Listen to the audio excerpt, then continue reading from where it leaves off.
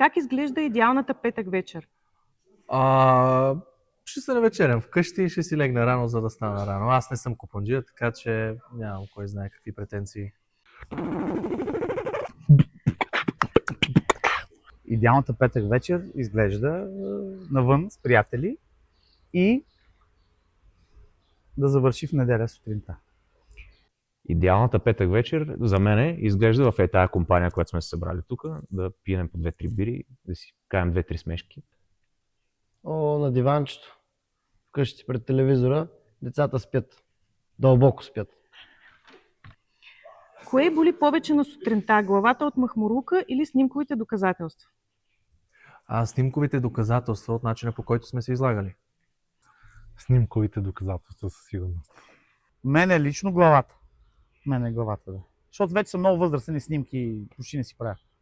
Снимковите доказателства. Но никой не пожелавам да има такива. Не е приятно, и двете неща не са приятни. Как бихте казали на приятелката си или жена си, че няма да се приберете тази вечер, за да не ви заключи отвътре? Първо, ако имам приятелка, тя ще живее у нас, така че няма как да ми заключи дома. Второ, от години съм сам, така че няма тази опасност. Това е доста деликатен въпрос. Аз нямам за щастие такива проблеми, така че не съм изпадал в такава ситуация. Това премина. Този живот изчезна, в който няма да се прибера. Прибирам се всяка вечер. Няма. Това е положението. Аз такова нещо на жена си не бих си позволил да кажа никога. Проблеми не искам да имам. Аз не мога да си позволя такова нещо. Как ще си кажа, че няма да се прибера тази вечер? Аз съм чал.